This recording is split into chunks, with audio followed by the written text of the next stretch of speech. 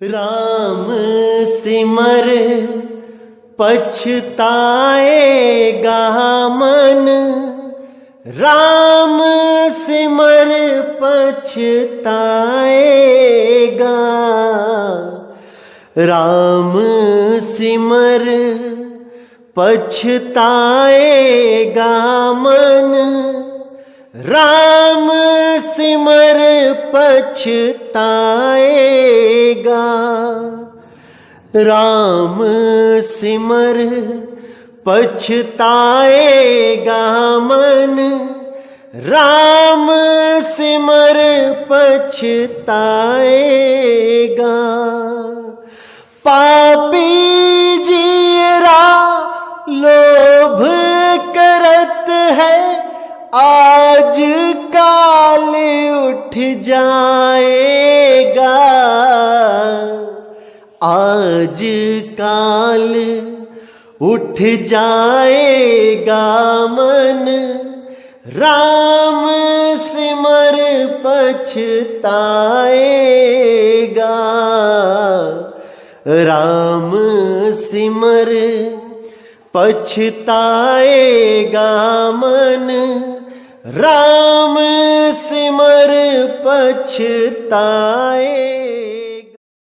नमस्कार मेरे प्यारे भाइयों, मेरे परमात्मा के प्यारे जीव हंसों, मैं बंदी छोड़ से यही अरदास करता हूं कि आप सब मेरे भाइयों का विवेक पहले से ज्यादा और ज्यादा से ज्यादा बढ़ता ही जाए, और ऐसी कोई दुविधा ना रहे जो मेरे भाइयों को 1% भी विचलित कर पाए। हर चीज क्रिस्टल क्लियर होती चली जाए, ऐसा कुछ ना बचे जो आपकी समझ में ना आए।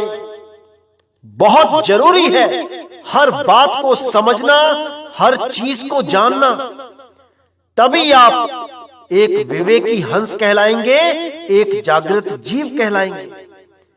नहीं तो अज्ञान के इस अंधकार में आपको कौन लूट के ले जाएगा, आपको पता भी नहीं चलेगा।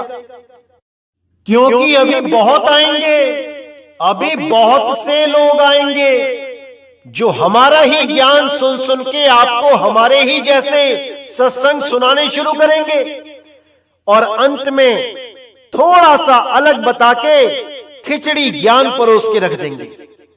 तो मेरे भाइयों, अच्छी तरह समझना है, एक एक चीज को क्लियर करते जाना है। नहीं तो याद रखना भाइयों, एक जन्म मिला है, अगर ये जन्म बर्बाद हो गया तो 1,84 जून सामने खड़ी है। एक बार भी 84 में चले गए तो बारी नहीं आएगी इंसानी जन्म की दोबारा। हजारों सालों के बाद फिर कहीं जाके एक बार इंसानी जन्म मिलेगा। इसलिए बिल्कुल भी भ्रमित नहीं होना है, हर चीज को गहराई से समझना है। देर से आना है लेकिन दुरुस्त होके आना है, जल्दबाजी बिल्कुल मत करो। हर चीज को पूरी गहराई से समझो मेरे भाइयों, पूरी गहराई से। तो आज का जो हमारा सत्संग है बहुत इंपॉर्टेंट सत्संग है, बहुत ज्यादा, क्योंकि बहुत से लोगों ने भ्रमित करना शुरू कर दिया है कि परमात्मा हृदय में रहता है, परमात्मा नैनों में रहता है, आंखों में रहता है, परमात्मा श्वासों में रहता है, परमात्मा नाभि में रहता है। बहुत ज्यादा भ्रमित कर रहे हैं लोग इस देही ज्ञान को सुना सुना के। इसीलिए साहिब ने बोला, देही ज्ञान सब जगत बखाने, विदेही ज्ञान कोई बिरला जाने। उस विदेही ज्ञान को कोई बिरला ही जान पाता है जो इन देहों से सदा परे है। तो आज का सत्संग बहुत इंपॉर्टेंट है मेरे भाइयों, पूरा विवेक लगाना है, पूरा विचार करना है कि क्या सच है क्या झूठ है। तो आइए देखते हैं क्या कहती है वाणी। गरीब दहूं संधि से न्यारा कहूं, नहीं हीरदा नहीं नैन, 10 में ऊपर दीप है, जहां अजब विशालंग बैन। तो यहां पे गरीबदास जी बिल्कुल साफ इशारा कर रहे हैं कि वो परमात्मा का वास कहां है, जिसे लोग ढूंढ ढूंढ के परेशान हैं, लेकिन किसी को भी वो प्राप्त नहीं हो पा रहा। क्यों प्राप्त नहीं हो पा रहा? क्योंकि वो जगह ही गलत है जहां पर वो ढूंढ रहे हैं। कहां पे ढूंढ रहे हैं? कोई उसको हृदय में ढूंढ रहा है, कोई उसको नाभि में ढूंढ रहा है, कोई उसको श्वासों में ढूंढ रहा है, कोई उसको त्रिकुटी में ढूंढ रहा है, कोई उसको देह में ढूंढ रहा है, जबकि वो देह नहीं है, वो देही से न्यारा है, वो विदेही है। लेकिन कोई इस भेद को नहीं समझ पा रहा। इसीलिए परमपिता परमात्मा को एक मनुष्य रूप धारण करके इस दुनिया में आना पड़ा और अपने जीव हंसों को समझाने के लिए, बताने के लिए एक शरीर को धारण करना पड़ा। लेकिन वो शरीर कोई 5 तत्वों की देही नहीं थी। कोई सोचे कि कोई कबीर साहब किसी मां के गर्भ से पैदा होके आए और वो भी एक भगत है। ऐसा नहीं है भाई। कबीर साहब बंदी छोड़ है, वो नौतम सूरत है। आगे जब मैं सत्संग में क्लियर करूंगा कि नौतम सूरत क्या होती है, तब आपको सब कुछ समझ में आने लग जाएगा। क्योंकि अभी बहुत से ऐसे गुप्त भेद हैं जो खोले जाएंगे। 2020 के अंत तक बहुत से गुप्त भेद खोल दिए जाएंगे। तो क्या कहते हैं गरीब साहब? दहूं संधि से न्यारा कहूं, नहीं हिरदा नहीं नैन, 10 में ऊपर दीप है, जहां अजब विशालम बैन। यहां पर गरीबदास जी उन लोगों को सीधी चेतावनी दे रहे हैं जो लोग कहते हैं कि परमात्मा का वास हृदय में है, या परमात्मा तो इन आंखों में रहता है, नैनों बीच में रम रहा, ऐसी वाणियां सुनाते हैं। उन दोनों ही अज्ञानियों को सीधा इशारा दे रहे हैं गरीब साहिब जी कि नहीं हृदय नहीं नैन। अरे भाई, ना हृदय में ना नैन में, इन दोनों में ढूंढते हुए अपना जीवन बर्बाद मत कर लेना, नहीं तो 84 में जाना पड़ेगा। बिल्कुल मना कर दिया है, बिल्कुल साफ, कि इन दोनों स्थानों पे नहीं ढूंढना। तो कहां ढूंढना है उसका भी इशारा कर रहे हैं। 10 में ऊपर दीप है, जहां अजब विशालम बैन। यानी परमात्मा को ढूंढना है तो भाई 10वें से ऊपर देखो एक दीप है। उसी दीप की तरफ इशारा कर रहे हैं जिसके लिए कबीर साहब ने बोला था, अधर दीप तहां गगन गुफा में है निज वस्तु सारा, ज्योति स्वरूपी अलख निरंजन, ये धरता ध्यान हमारा। कुछ लोग समझते हैं कि एक ज्योत हृदय में जली हुई है, आधी ज्योत शरीर में है, आधी ज्योत हृदय में है, और ज्योति को ज्योत से मिला देना है, उसी को कहते हैं ज्योत में ज्योत समाना। यह महा अज्ञान है। और कुछ लोग सोचते हैं कि वो ज्योत त्रिकुटी में जगी हुई है, आधी ज्योत बाहर है, आधी अंदर है।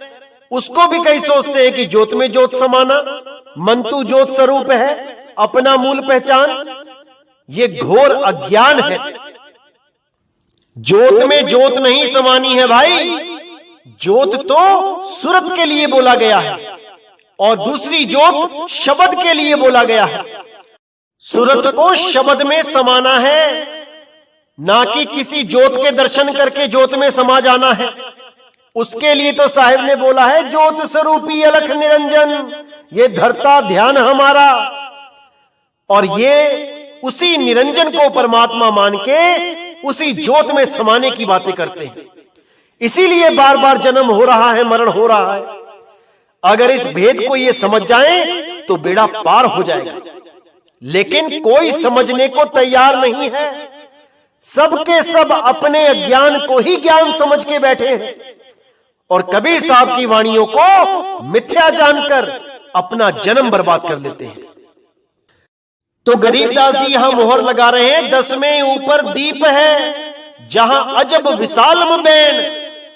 कि वो 10वें द्वार से ऊपर वो अधर द्वीप है जहां पे सूरत को पहुंचाना है, तो सदा सदा के लिए जन्म मरण से मुक्ति मिल जाएगी।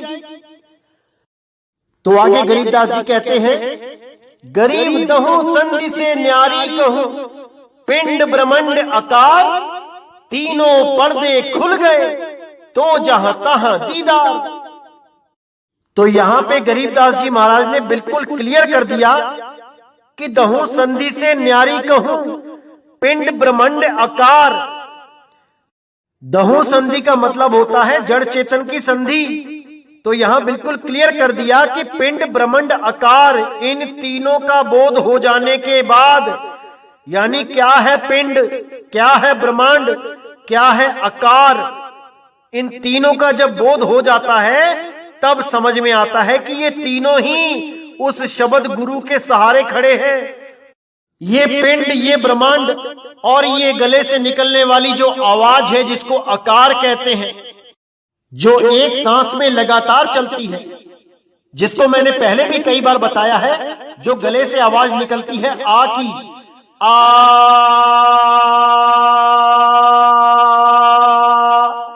ये जो आवाज है ये आकार कहलाती है।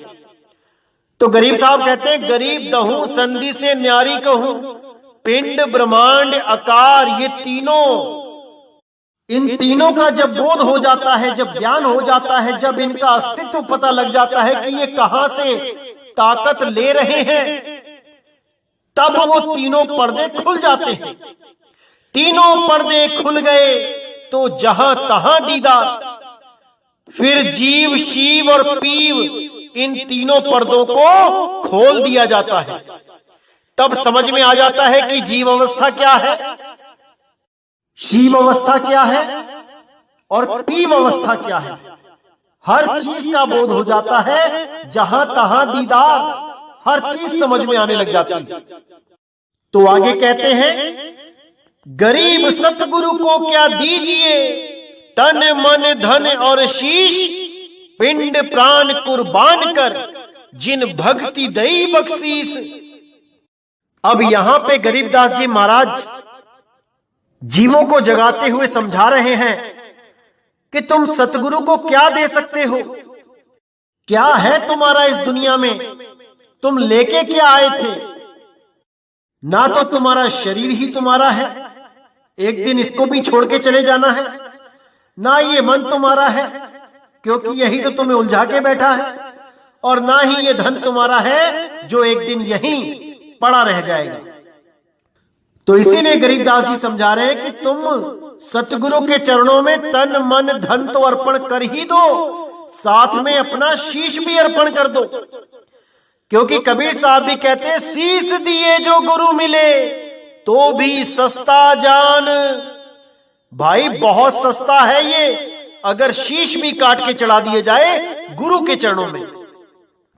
और उसके बदले गुरु से क्या मिलेगा, उसके बदले मिलेगा भक्ति साधना का असली ज्ञान, सत भक्ति ज्ञान, सच्ची भक्ति कैसे करते हैं उसका ज्ञान।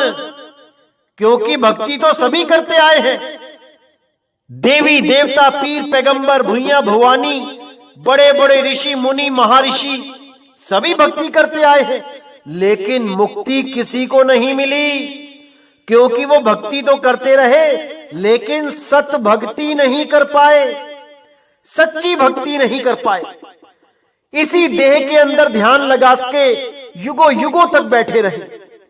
कोई हृदय में ध्यान लगा के बैठा रहा, कोई श्वासों पे ध्यान लगा के बैठा रहा, आती जाती श्वासों को तकता रहा, उन्हीं श्वासों को देखता रहा।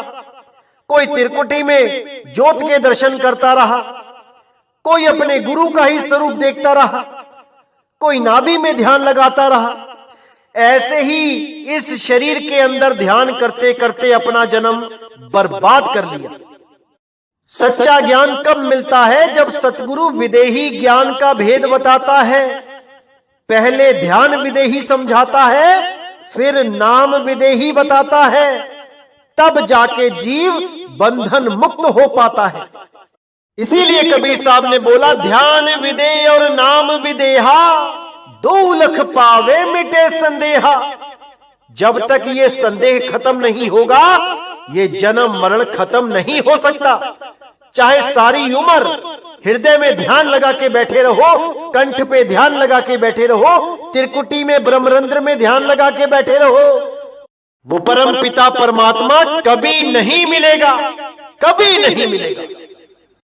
क्योंकि उसका स्थान इस शरीर में नहीं है, इस घट में नहीं है। इस घट का राजा मन है, मन।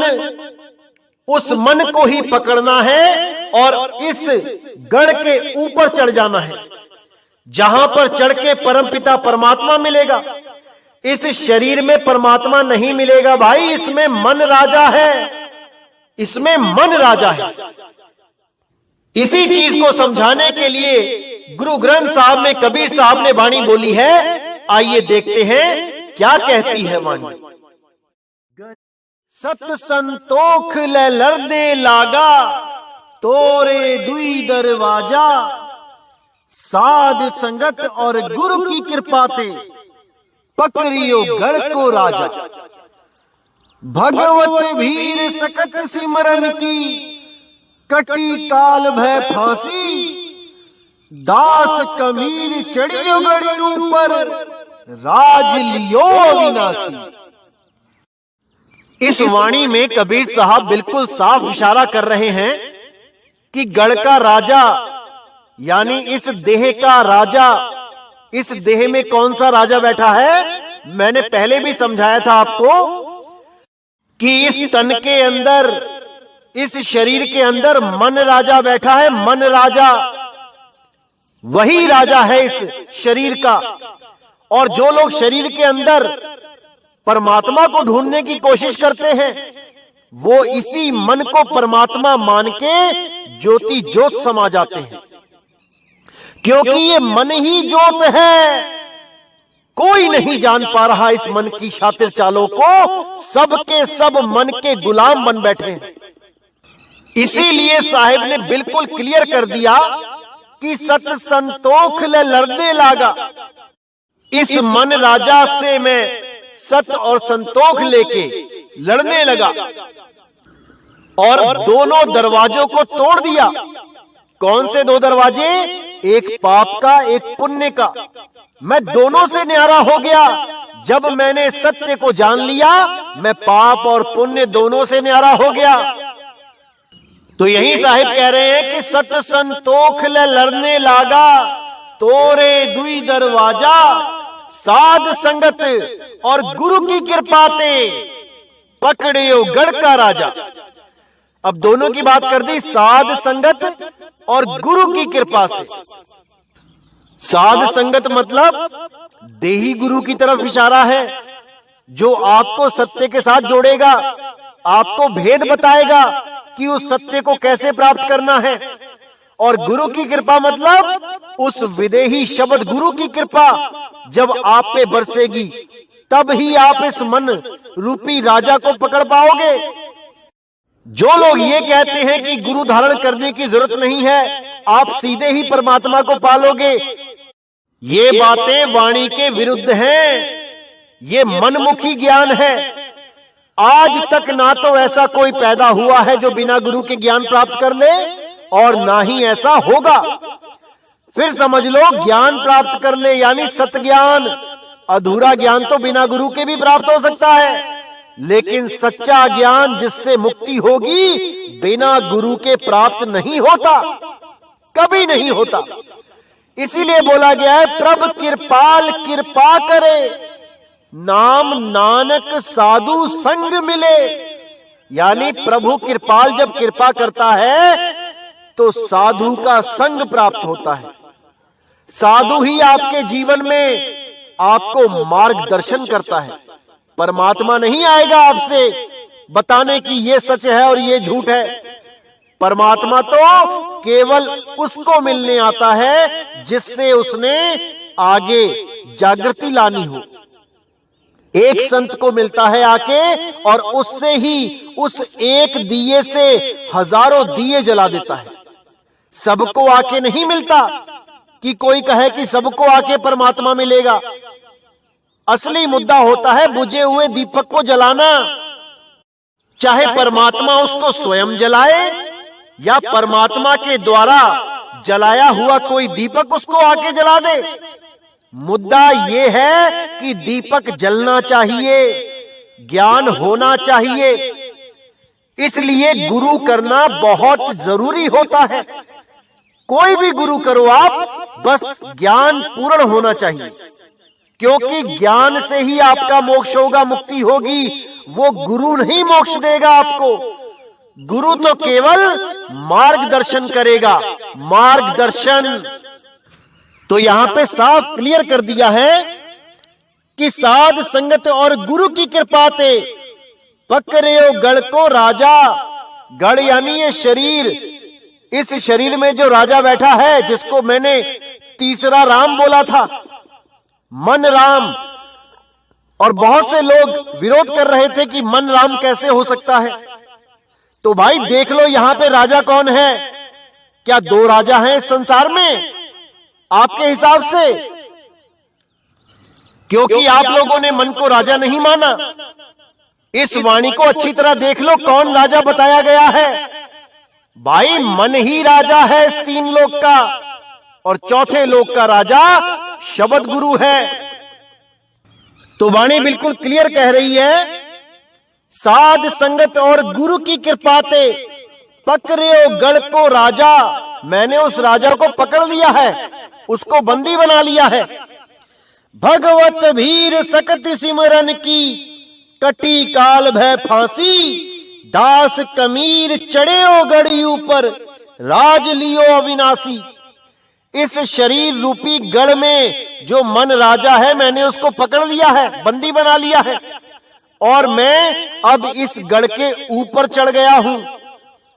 इस गढ़ के अंदर नहीं है परमात्मा, इस गढ़ के मैं ऊपर चढ़ गया हूं, और वहां पर मैंने अविनाशी का राज ले लिया है।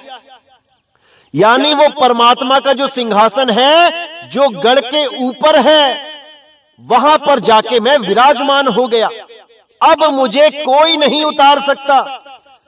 उसी के लिए बोला साहेब ने, अब तो जाए चढ़े सिंहासन, मिले हैं सारंग पानी।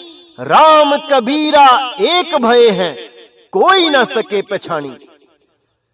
कि अब मैं उस सिंहासन पे जाके विराजमान हो गया हूं, जहां से मुझे कोई नहीं उतार सकता, क्योंकि वही मेरा निज स्वरूप है, वही मेरा निज स्थान है, वही मेरा निज नाम है। ना कि मैं इस शरीर के अंदर अपना असली घर मान के बैठ जाऊं। अरे ये तो किराए का कमरा है भाई, किसी को 10 साल के लिए, किसी को 20 साल के लिए, किसी को 50 तो किसी को 100 साल के लिए मिला है। इस किराए के कमरे में अगर आप अपना घर ढूंढने लग जाओगे तो कब मुक्त हो पाओगे?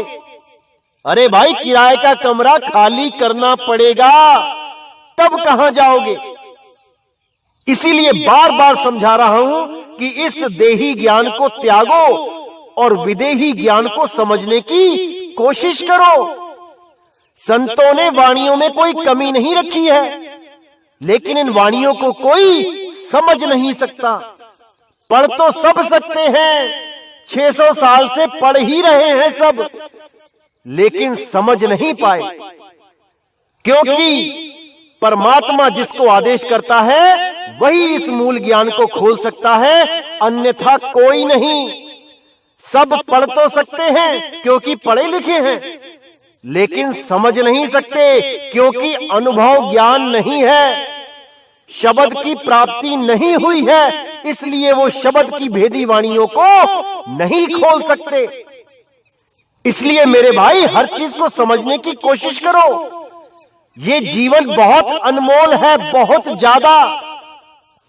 अभी बहुत से आएंगे भरमाने वाले, एक नहीं आएगा, हजारों आएंगे।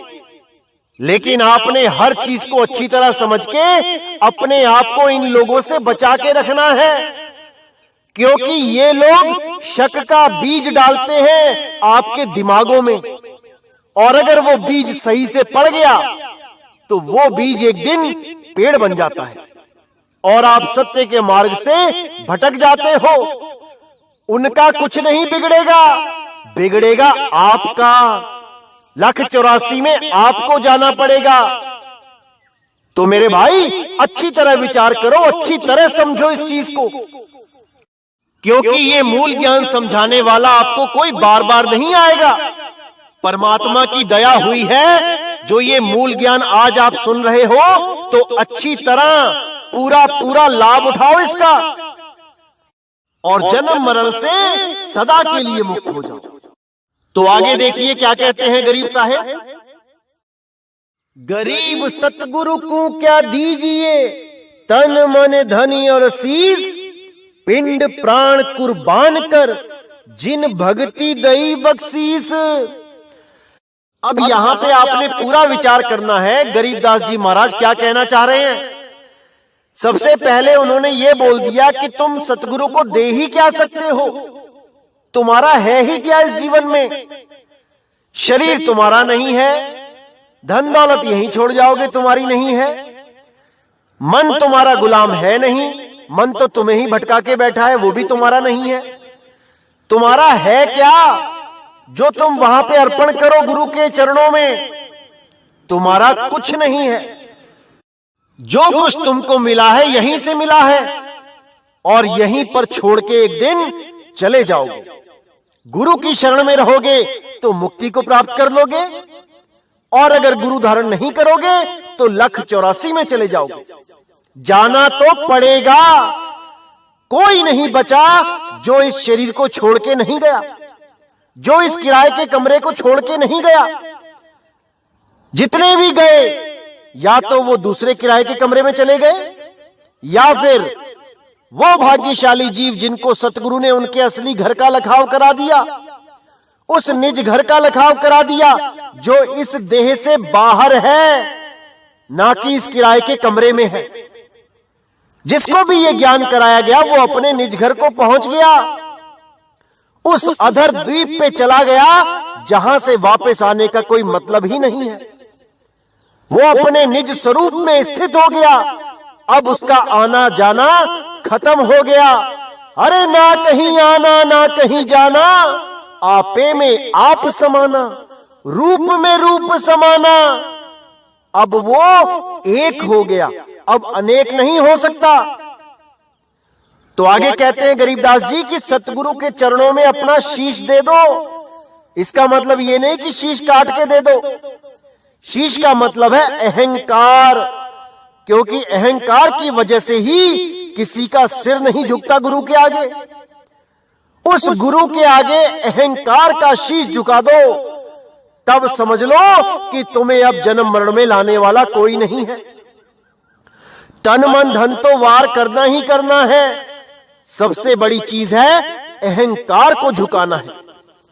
क्योंकि बहुत से लोगों को इस बात का अहंकार हो जाता है कि मैं गुरु की सेवा करता हूं बहुत ज्यादा, मैं बहुत बड़ा सेवक हूं, मैंने इतना दान दिया, मैंने इतना समय दिया गुरु को, मैंने ये किया, मैंने वो किया।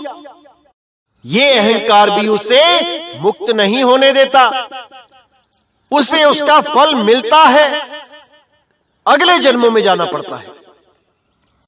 तो यहां पे गुरु साहिब कहते हैं कि तन मन धन तीनों अर्पण कर दो। अब धन किसको अर्पण करना है? धन लेने के लिए तो सारे ही बैठे हैं झोली फैला के, कोई दे तो सही। कुछ लोग तो YouTube पे ही अपना अकाउंट नंबर छाप के बैठे हैं कि जल्दी गुरु बनाओ, जल्दी लाभ पाओ, जल्दी मुक्ति पाओ, अकाउंट में पैसे डालो, आज ही मुक्ति पाओ, 3 सेकंड में ही परमात्मा दिखा दूंगा। ऐसे बड़े बड़े दावे करने वाले चतुर प्राणी अब आपके सामने आ चुके हैं। अब आपने विवेक लगाना है कि इनके जाल में फंसना है या नहीं। तो गरीबदास जी ने भी कभी मना नहीं किया कि धन नहीं देना है, देना है, लेकिन किसको देना है इस पे विचार करना है। तो कबीर साहब ने भी बोला है, मर जाऊं मांगू नहीं अपने तन के काज, परमारथ के काज में मोहे ना आवे लाज। क्या होता है परमारथ, इस पे विचार करना है। जो गुरु आपसे पैसे मांगता है अपने आश्रमों को बनाने के लिए, बिल्डिंगें खड़ी करने के लिए, सुख सुविधाओं के लिए, परमार्थ के नाम पे। कहने का मतलब वो ये डायरेक्ट नहीं कहेगा कि मैंने बिल्डिंगें बनानी है आश्रम में, मैंने मकान खड़े करने हैं आश्रम में। वो कहेगा कि मैंने प्रचार करना है, मैंने परमात्मा का प्रचार करना है, मुझे पैसे दो। और जब आप उसको पैसे दे दोगे तो वो अपने आश्रम में ईंट पत्थरों में लगा के बैठ जाएगा, क्योंकि यहां पे हर बंदा बड़ा बनना चाहता है। मेरा बड़ा मकान, मेरी बड़ी दुकान, मेरा बड़ा भवन, मेरा बड़ा आश्रम, ये सबके सब बड़े बड़ाई में फंसे पड़े हैं। जबकि कबीर साहब, रविदास जी महाराज, नानक साहब, इन लोगों ने कभी भी आश्रमों का विस्तार नहीं किया। इन्होंने एक झोपड़ी में ही जीवन काट लिया। कभी भी इन्होंने बड़ी बड़ी ऊंची ऊंची बिल्डिंगें नहीं बनाई, कोई महामंदिर नहीं बनाए। लेकिन ये पाखंडी गुरु जितने भी बैठे हैं, ये सब अपने आप को बड़ा करने के चक्कर में भोली जनता का पैसा लगा के अपनी जेबें भरने में लगे हैं, अपने बड़े बड़े साम्राज्य खड़े करने में लगे हैं और कहने को साधु हैं। अरे ये लोग तो राजाओं से भी ज्यादा पैसे वाले हैं, राजा भी इनके सामने कुछ नहीं है। और कहलाते हैं ये फकीर, कहलाते हैं ये फक्कड़ साधु। शर्म आनी चाहिए इन लोगों को। तो गरीबदास जी यहां पे कहते हैं कि धन दो, जरूर दो, लेकिन किसको दो? जो इन 3 कामों में उस धन को लगाता है। नंबर 1 पे परमात्मा की वाणी का प्रचार, ग्रंथ छापने के लिए, पुस्तकें छापने के लिए वो पैसा लगना चाहिए, ताकि जन जन तक ये सत्य ज्ञान पहुंचे, ये मूल ज्ञान पहुंचे, जिससे जीवों का कल्याण हो। नंबर 2, अगर किसी शहर में सत्संग होता है और काफी भीड़ इकट्ठी हो जाती है, तो वहां पर भोजन प्रसादी के लिए, लंगर के लिए वो पैसा लगना चाहिए। जैसे बाबा नानक ने उस समय 20 रुपए साध संगत की सेवा में लगा दिए थे, लंगर में लगा दिए थे, भोजन में लगा दिए थे, जबकि वो पैसे उनके नहीं थे, वो पैसे उनको उनके पिताजी ने दिए थे, जिनका कोई भी भाव नहीं था साध संगत में। वो पैसे केवल इसलिए दिए गए थे नानक साहिब को कि जाके कोई बिजनेस करे, कोई काम धंधा करे, ना कि साध संगत में लुटा दे। लेकिन बाबा नानक ने बिना पिताजी की परमिशन लिए वो 20 रुपए साध संगत में लगा दिए, भोजन भंडारे में लगा दिए, और उसको नाम दिया सच्चा सौदा। सच्चा सौदा। तो वही सौदा आज भी मान्य है, आज भी भोजन भंडारे लंगर होने चाहिए, और इसको कोई ये नहीं कह सकता कि ये बिल्कुल गलत है। ये सच्चा सौदा है भाई, उस समय भी सच्चा था, आज भी सच्चा है। इसीलिए आज भी गुरुद्वारों में भोजन भंडारा किया जाता है, वो प्रथा आज तक चल रही है। उस 20 रुपए के कारण बाबा नानक को अपने पिताजी से झापड़ तक खाना पड़ा। अगर वो दान पुण्य करना गलत होता तो बाबा नानक कभी ना करते। लेकिन ये बातें एक निगुरा नहीं समझ सकता, वो साकट नहीं समझ सकता जिसने कभी गुरु धारण नहीं किया, कि साध संगत की सेवा करना कितना बड़ा कार्य है परमार्थ में। ये बात केवल एक गुरुमुख ही जान सकता है, जिसको गुरु के द्वारा ज्ञान प्राप्त होता है। तो तीसरा जो धन का उपयोग होता है वो होता है प्रचार में, किराए भाड़े में। जैसे बाबा नानक उस समय श्रीलंका से लेके अरब देश तक गए, तो कैसे पहुंचे होंगे वहां तक पैदल? बिना पैसों के तो नहीं जा सकते। लेकिन संगत ने उनकी मदद करी और वो आगे से आगे बढ़ते रहे।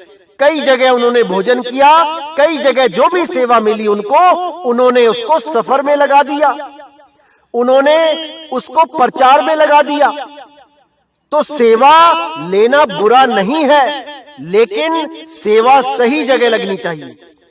अगर सेवा आश्रमों को बड़ा करने में, गाड़ियां खरीदने में, एसी लगाने में, अगर इन चीजों में खर्च होती है संगत की सेवा, तो उस गुरु को तत्काल ही त्याग देना चाहिए। अरे गुरु तो वो होता है जो एक झोपड़ी में खुश है, सारी उम्र एक झोपड़ी में बिता सकता है। वो होता है सच्चा फकीर, ना कि अपने आश्रमों को बड़ा बड़ा करने में लगा रहे, जमीनों को फैलाता रहे, बड़ी बड़ी बिल्डिंगें बनाता रहे, बड़े बड़े भवन का निर्माण करता रहे, बड़े बड़े महामंदिर बनाता रहे। ऐसे लोग सतगुरु नहीं होते, ये लोग दुनियावी गुरु होते हैं। इनको गुरुआ बोला गया, गुरुआ। ये गुरुआ लोग हैं, ये सतगुरु नहीं है।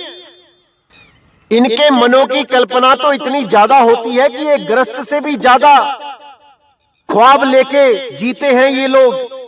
एक ग्रस्त आदमी जो गृहस्थी में रहता है, 2 कमरे में पूरा जीवन निर्वाह कर सकता है, उसकी इतनी बड़ी इच्छाएं नहीं होती।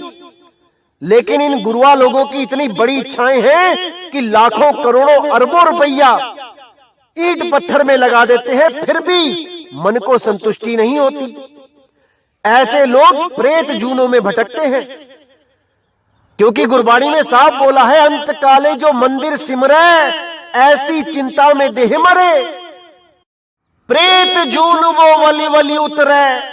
जिनका ध्यान इन ईंट पत्थरों में रहता है, इन मंदिरों में, महामंदिरों में रहता है कि मेरे होते होते ये महामंदिर कंप्लीट हो जाए, वो प्रेत जूनों में जाते हैं, क्योंकि सारा ध्यान तो इन मंदिरों में फंसा है।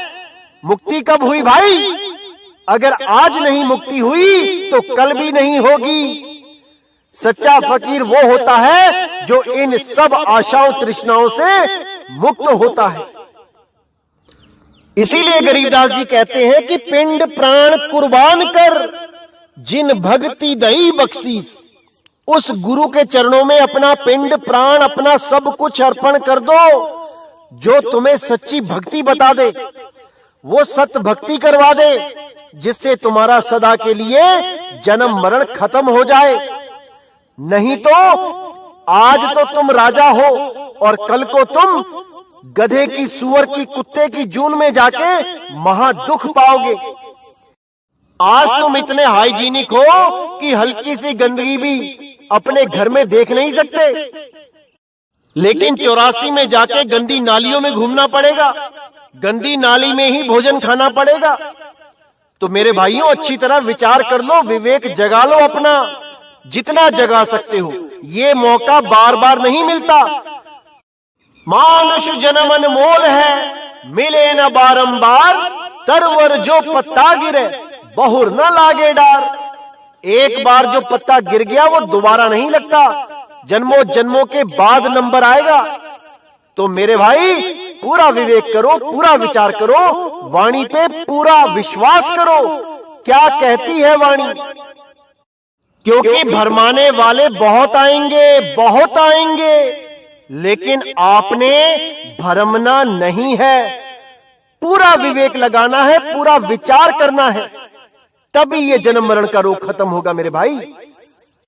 तो मैं पूरी उम्मीद करता हूं कि आज के सत्संग से आपको पूर्ण जागृति हो गई होगी कि परमात्मा शरीर में नहीं रहता, परमात्मा इस हृदय में नहीं रहता, परमात्मा इस नाभि में, इस कंठ में, इस आज्ञा चक्र में नहीं रहता, परमात्मा ब्रह्मरंध्र में भी नहीं रहता, ना ही वो गुदा चक्र, ना ही स्वादिष्ठान में रहता है।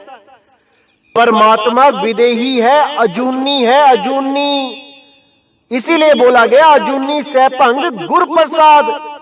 वो परमात्मा, वो सतनाम अजूनी है, लेकिन बिना गुरु प्रसाद के नहीं मिलता। जब तक भेदी गुरु नहीं मिल गया, जब तक वो परमात्मा भी नहीं मिलता। इसीलिए कबीर साहब ने बोला, वस्तु कहीं ढूंढे कहीं, कहीं विधि लागे हाथ, गुप्त वस्तु तब मिले जब भेदी लीजे साथ। वो भेदी गुरु साथ में लोगे तभी भेद मिलेगा, अन्यथा नहीं मिलेगा। तो आज का सत्संग यही समाप्त करते हैं, और आपको बताना चाहूंगा कि ये हमारा नया YouTube चैनल है, और आगे से सारे सत्संग इसी चैनल पे अपलोड किए जाएंगे। और पिछले चैनल पे जो स्ट्राइक आई थी, उसके लिए कानूनी कार्रवाई की जा रही है। उम्मीद है कि वो चैनल बंद नहीं होगा, लेकिन अगर हो भी जाता है तो कोई परेशानी वाली बात नहीं है। मैं डिस्क्रिप्शन में सारे सत्संग अपलोड कर दूंगा। आप डिस्क्रिप्शन में जाके सारे सत्संग वहां से डाउनलोड करके खुद भी सुन सकते हैं और अपने चाहने वालों को भी भेज सकते हैं सेव करके। तो इसी के साथ अब मुझे विदा करें। बोलिए सतगुरु बंदी छोड़ सतगुरु सत्य कबीर साहिब की सदा ही जय हो, सदा ही जय हो मेरे मालिक की साहिब बंदगी सतना। गरीब